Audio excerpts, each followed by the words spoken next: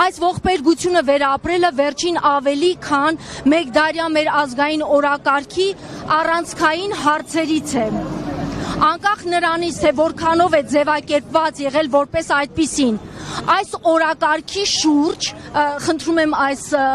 սրա վրա ուշադրություն դարձնեք, այս օրակարգի շուրջ կառավարության եւ անձամբ իմ մտորումներն ու մտածումները հանգում են հետեւյալին. զարգացած, ինքնիշխան, անվտանգ, այսինքն սահմանազատված եւ սահմանագծված սահմաններով Հայաստանի Հանրապետությունն է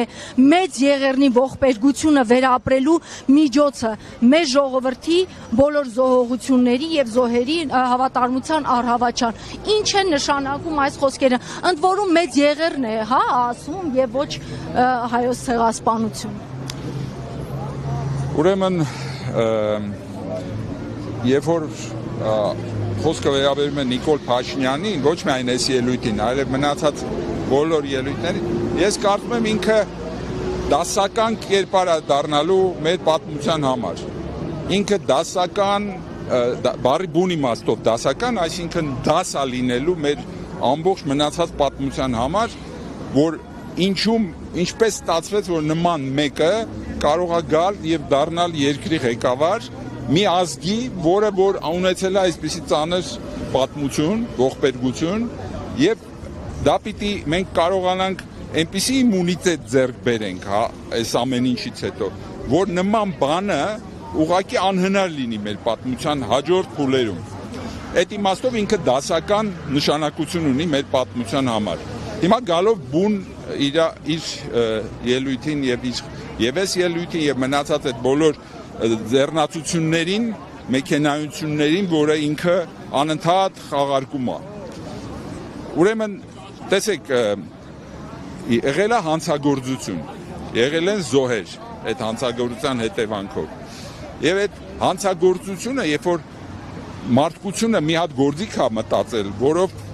եթե պատիժ չի լինում հանցագործությանը, ապա այդ հանցագործությունը կրկնվում է։ Եվ դա տվյալ դեպքում 20-րդ դարում մարդկությունը հայկական ցեղասպանության նաև առաջին հերթին փորձի ուսումնասիրության հիման վրա Ռաֆայել Լեմկինը դարակեսերին երկրորդ համաշխարհային պատերազմից հետո ձևակերպեց հանցագործության նոր տեսակ, որը հենց այլ եմ ասում դասական օրինակը հայկական ցեղասպանությունն էր եւ դա ինքն էր, որ ասեց, որ մի մարդը, երբ որ մարդ է սպանում, դա սպանություն է համարում։ Իսկ երբ որ մի ամբողջ ազգի են փորձում ոչնչացնել, դա համարվում է ստատիստիկա։ Եվ դրա համար պետք է ձևակերպել նոր հանցագործություն, որը ցեղասպանությունը որպես նոր հանցագործության տեսակ։ Հիմա դրանից հետո մարդկությունը, փաստորեն այդ մենակ հայ ժողովրդինն չէր, որտեղ ամբողջ մարդկությունը 20-ական, 30-ական թվականների փորձը, որը ունեցավ, տեսան, երբ որ չի դատապարտվում նման բաները, ինքը ավելի մեծ չափերի հանցագործության է վերածվում եւ վերածվեց արդեն ամբողջ եվրոպական թատերապևում այդ ամբողջի կրկնությանը տարբեր ազգերի նկատմամբ։ Եվ որոշեցին մի հատ իմունային մի համակարգ մտածել, որով այդ փորձեն այդ հանցագործությունը այնպես անեն, որ չկրկնվի։ Եվ հայերի առումով եւ ամբողջ աշխարհի։ Եվ այդ ցեղասպանության կանխարգելման օրենսդրությունները ընդունվեցին եւ այլն եւ այլն։ Հիմա դրանից բացի մարդկությունը էլի որոշում կայացրեց, որ ուրացումն էլ պետքա քրեականացվի ցեղասպանության։ Ինչու՞։ Որովհետև ուրացումը ցեղասպանության ծառայում է նրան, որ ցեղասպանության վերջի ակտը կատարվի, որովհետև երբ որ դու ժխտում ես, որևիցե ցեղասպանություն, խոսքը մենակ հայ ժողովրդի ցեղասպանության մասին չի, այդ հանցագործությունը երբ որ դու ժխտում ես, դու փաստորեն եւ զոհերի արժանապատվությանն ես կպնում եւ պայմաններ, նախապայմաններ է ստեղծում կրկնության համար եւ դրա համար կրկնակի օրենք ընդունվեց ժխտման վերաբերյալ տարբեր ժողովուրդների, տարբեր երկրներում, հատկապես հրեաների հոլոկոստի հետ կապված։ Հետո որոշ եվրոպական երկրներում այդ օրենսդրությունը սկսվեց կիրառվել նաև հայկական ցեղասպանության նկատմամբ, ինչպես օրինակ Հունաստանում, Շվեյցարիայում, Ֆրանսիայում, եւ սա սկսվեց Եվրոպական միությունում որպես process։ Հետո այս ամեն ինչ, ես ինչ եմ sense մանրամասներն իրավական մասը բացատրում, որովհետեւ մեր ժողովուրդը, որպեսզի ինքը այդ իմունիտետը ձեռք բերի հետագայի համար, ինքը պիտի գիտակցի, որ սա ոչ թե ազատ խոսքի սահմանափակում է, երբ որ ասում են, եթե ինչ որ մեկը ժխտում է ցեղասպանությունը, ապա դա քրեական գործողություն է, անկախ նրանից թե դա ով է անում։ Եվ եթե այդ իմունիտետին չի եկել ժողովուրդը իր գիտակցության մեջ, ապա ստեղծում է հնարավորություն, որ անգամ երկրի նախագահ կամ վարչապետը ժխտում իրականացնի, որտեղ այս իր բոլոր ելույթները, այդ թվում էս ելույթը, փաստորեն ինքը փորձում է մեղքը Ադրբեջանի Թուրքիայի վրայից հանել, չխոսել, ասել, եկեք չխոսենք դրա մասին, որ այդպիսի հանցագործություն ա եղել, դրանով մենք, եթե մենք հիմա այս հանրապետությունը 29,000 քառակուսի մետրի մեջ կարողանանք սահմանագծել, դրանով կապահովագրենք մեզ հետագա ցեղասպանություններից։ Այսինքն այն ժամանակ դա չենք ունեցել, դրա համար ցեղասպանվել ենք, էլի։ Չէ, որ մենք, այո, եթե պետություն ունես, ապա դա նաև ապահովման միջոց է, որ դու ցեղասպանության չենթարկվես, բայց դա անհրաժեշտ բավարար պայման չի։ Հասկանում եք, իսկ հիմա ինքը փորձում է այսպես նենգափոխել հարցը, որովհետև դրանով փաստորեն սպիտակացնում է բանին, հանցագործին, ասում է այդ հանցագործության մասին եկեք չխոսենք առհասարակ, այ Հայաստանի պետությունը ուժեղացնեն, պետության ուժեղացումը նա գիտակցության ուժեղացման մեջ է, ժողովրդի։ Եթե ժողովուրդը գիտակցություն չունի, չի հասկանում, որ ժխտումը ցեղասպանության պայմաններ է ստեղծում այդ ցեղասպանության կրկնման համար, այդ ժողովուրդը ուրեմն դատապարտված է նորից վերապրելու ցեղասպանական գործողություններ, ինչպես որ եղավ Արցախում։ Եվ ուզում եմ հիշեցնել, այստեղ մենակ Նիկոլ Փաշինյանի հարցը չի։ Տեսեք, մենք այս վերջի տարիների ընթացքում, երբ որ Եվրոպայում սկսվեց ժխտման, հայկական ցեղասպանության ժխտման օրենքներ ընդունվել, նույն Ֆրանսիայում, դիմադրություն ծնվեց Եվրոպայում թուրքերի ակտիվ միջամտությամբ, որպեսզի այդ ամեն ինչը կանգնեցվի եւ սկսեցին դատարան, մինչեւ մարդու իրավունքների դատարան հասավ եվրոպական այս հարցերը, որտեղ հայերը նախորդ մեր իշխանության օրոք չկարողացան հիմնավորել, որ ժխտման հայկական ցեղասպանության ժխտումը պիտի քրեականացվի եւ ճիշտ հակառակ որոշում կայացվեց Եվրոպայում, այսինքն նահանջը տեղի ունենում ոչ միայն Նիկոլի օրոք, այլ Նիկոլից առաջ էլ է այդ նահանջը, ուղղակի Նիկոլը հասցրել է դա ուրացման աստիճանի արդեն։ Նախորդ այդ ամբողջ իշխանությունը իր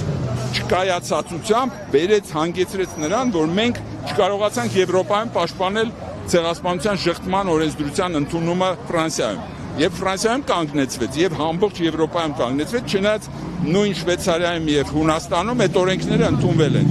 Բայց Հայաստանը ինքը չի ընդունել, այդպիսի օրենք չունի։ Այսինքն մեր գիտակցությունը,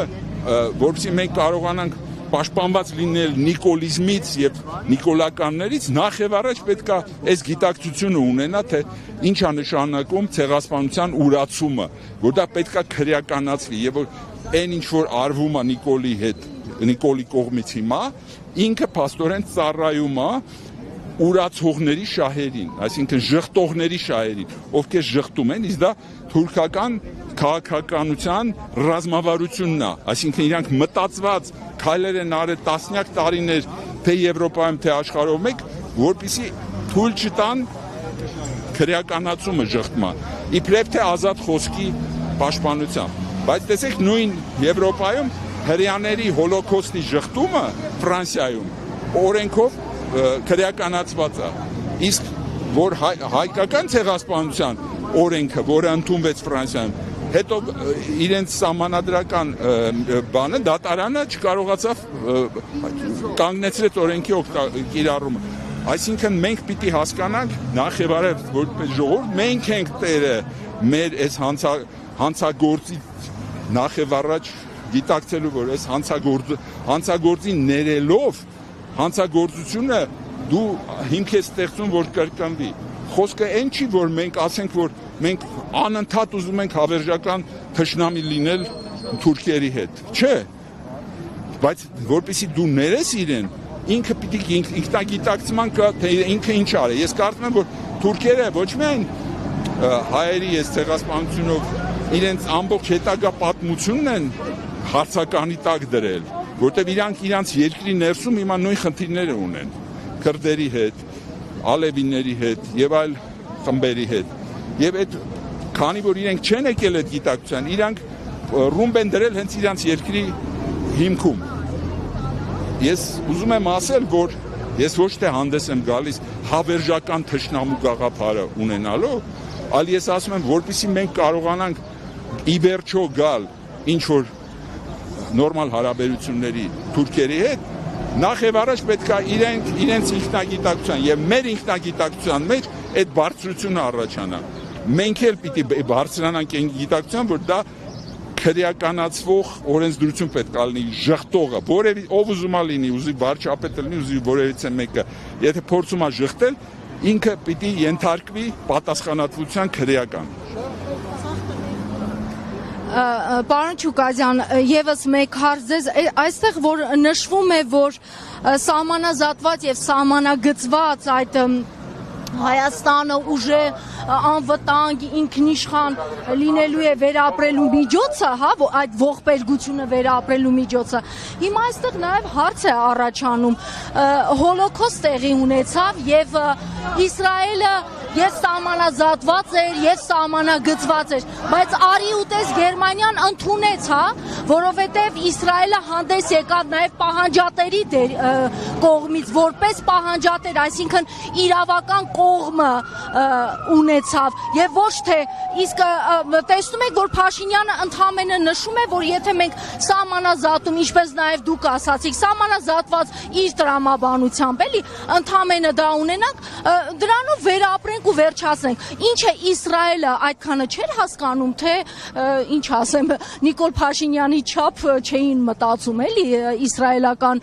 կառավարության անդամները։ Ուրեմն ես այսպես կպատասխանեմ, որ նորից, ասենք 20-ական, 30-ական թվականների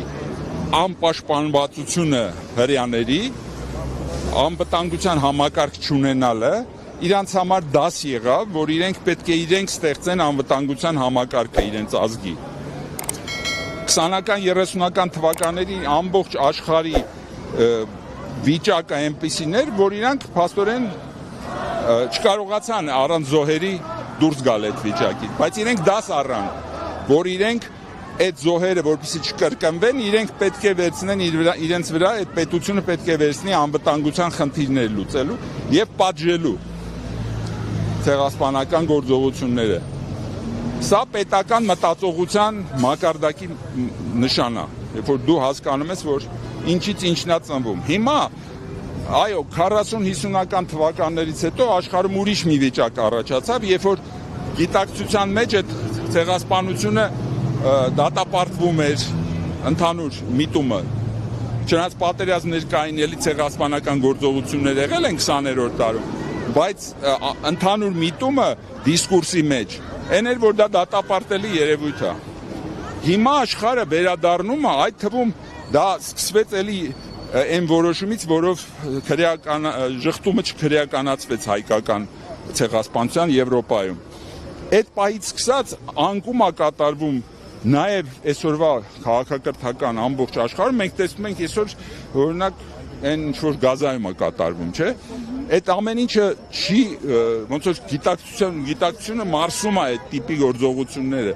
Դառնում Արցախի գործողությունը մարսվում է համաշխարհային մամուլի կողմից, հա, եւ չի դատապարտվում այն աշյանի, ինչ որ մենք կուզենայինք,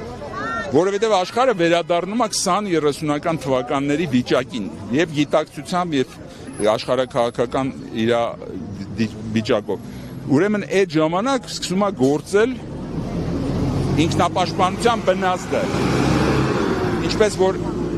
ասենք Մուսալերան 40 օրը 30-ական թվականներին գրվեց որպես ստեղծագործություն, որպես հրեական դասագիր դիմադրության, հենվելով հայկական դիմադրության փորձի վրա։ Այդ դասերը նորից կարևոր են դառնում, որտեղ մենք հիմա աշխարհը մտնում է այդպիսի տուրբուլենտ ժամանակ։ Ուստի մենք կարևոր է որ հասկանանք, թե որտեղ է իրավունքը, որտեղ է այսպես բնազդը, բնական իրավունքը, գրված իրավունքը, սրանք շատ կարևոր բաներ են։ Մարդը միշտ պետք է բնական իրավունքի վրա հենվի։ Այսինքն իր բնազդները, որը կան, բնական իրավունքը դրա վրա է հենվում, կյանքի իրավունքի վրա է։ Եվ հիմա, երբ որ այս ամբողջ քարոզը Հայաստանում տարվում է, որ ասենք բնական իրավունքը մի կողմ է դրվում եւ ինչ որ ֆորմալ իրավունքը, այսինքն սահմանազատված, չգիտեմ, հանրապետություն եւ այլն, իրան թվում է որ դրանով ինքը բնական իրավունքները պաշտպանում է։ Այդպես չի, եթե ժողովրդի մեջ է բնազդը մահանում է, ոչ մի ֆորմալ իրավունք չի կարող պաշտպանել։ Ժողովրդի մեջ նախ եւ առաջ պետության առաջնորդը պիտի այդ առողջ բնազդը բնական իրավունքի, այսինքն կյանքի իրավունքի բառ պահի։ Սա է գլխավոր առաջնորդի խնդիրը։ Մենք ոչ թե առաջնորդ չունենք, այլ մենք ունենք թշնամու գործակալ, որը թշնամու օրակարգն է առաջ տանում Հայաստանում։ Այսինքն զրկում է հայ ժողովրդին հոգեբանական իր զենքերից։